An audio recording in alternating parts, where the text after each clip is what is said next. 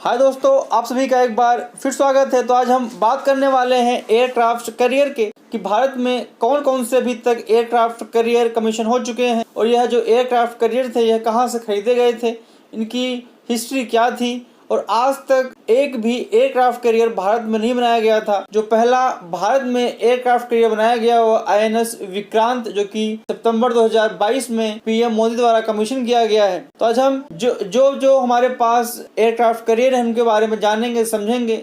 आइए दोस्तों, स्टार्ट करते हैं आज का वीडियो। तो जो हमारा पहला एयरक्राफ्ट करियर था वह था INS विक्रांत, जो कि इसका ओरिजिनल नाम था वह HMS हरकुल्स था, जो कि ब्रिटिश रॉयल नेवी के लिए यह बनाया गया था, जिसको 1961 में सही करने के बाद, मतलब इसको रिफिट करने के बाद इंडियन नेवी ने इसको कमीशन किया था। अगर हम INS विक्रांत की खासियत की बात करें तो INS विक्रांत ने इंडो पाक वार जब 1971 में हुआ था उस समय इसने काफी क्रूशियल रोल प्ले किया था। ये INS विक्रांत जो है अपनी सर्विस 1997 तक देता है, उसके बाद इसको 2014-15 में स्क्रैप कर दिया जाता है। अगर हम इसे कुछ स्पेसिफिकेशन की बात करें तो इसका जो लोड था वह 19,500 टन का था। इसकी जो लंबाई थी वह 210 मीटर की थी और इस पे 16 और 40 mm के वोफोर्स एंटी एयरक्राफ्ट गन लगे हुए थे। तो इसकी ये मेन खासियत थी INS विक्रांत की। इसके बाद अगर हम दूसरे एयरक्राफ्ट की बात करें तो वह है INS विराट। जो INS विराट की कमीशनिंग है वह 1987 में हुई थी और इसको 2017 में डीकमीशन कर दिया गया था। तो लगभग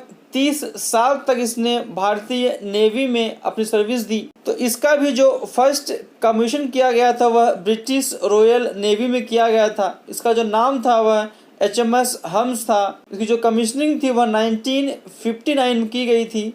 तो उस समय इसकी कमीशनिंग ब्रिटिश रॉयल नेवी में की गई थी। उसके बाद इसका जो मेन रोल था वह फॉकलैंड वॉर में हुआ था, जो कि अर्जेंटीना और ब्रिटिश के बीच में एक फॉकलैंड आइलैंड है उसके लिए लड़ाई हुई थी 1962 में। उसके बाद 1985 में यह ब्रिटिश रॉयल नेवी से डीकमीशन कर दिया जाता है। उसके बाद क्या होता है कि इंडिया इसको खरीदता है। खरीदने से पहले इसमें सेंट्यूर क्लास वेसल को रिफिट किया जाता है और इसके बाद 1987 मतलब 2 साल के डीकमीशनिंग के बाद भारत इसको 1987 में इंडियन नेवी में कमीशन करता है। अब इसकी अगर हम कुछ खासियत की बात करें तो इसका जो लोड था वह 28,700 टन का था, जो कि INS विक्रांत से ज़्यादा है। जो लंबाई है 226.5 मीटर की है और इसने इंडियन नेवी को 30 साल अपनी सर्विस दी। 2017 में इसको डीकमीशन कर दिया गया। हम अगले एयरक्राफ्ट कैरियर की बात करें तो उसका नाम है INS विक्रमादित्य।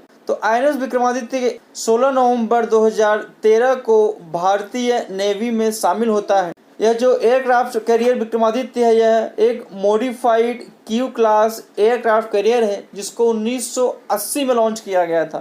इसका जो ओरिजिनल नाम था वह बाकू था और इसने सोवियत नेवी में अपनी सेवाएं 1987 से 1991 तक दी। उसके बाद 1990 में इसका जो नाम है वह एडमिरल गोश्को के नाम से रख दिया जाता है और यह 1996 में इस कमीशन कर दिया जाता है। अब डीकमीशनिंग के बाद क्या होता है कि इंडिया ने रसिया से इसको एक्वायर करने का नेगोशिएशन स्टार्ट करता है। हम इसकी कुछ स्पेसिफिकेशन की बात करें तो इसका जो लोड था वह 45,400 टन का था। इसकी जो लंबाई है वह 284 मीटर की है और यह रिफिट करने के बाद 2013 में भारत में कमीशन किया जाता है। अगर इसकी कैपेसिटी की बात करें तो इसमें टोटल 34 एयरक्राफ्ट आ सकते हैं। इसकी टोटल रेंज है वह 7,000 नॉटिकल माइल है और इसकी जो मैक्सिमम स्पीड है वह 30 नॉट्स है, जो कि अभी भी भारतीय नेवी को यह अपनी सेवाएं प्रदान कर रहा है। अब अगला जो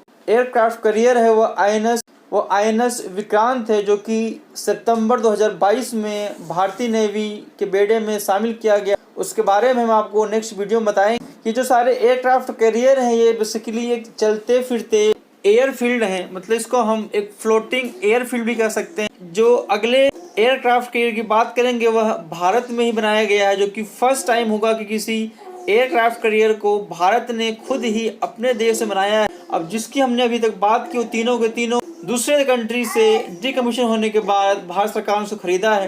तो साथियों, आज के लिए बस इतना ही। आगे की वीडियो को सबसे पहले आने के लिए चैनल सब्सक्राइब जरूर करें। धन्यवाद।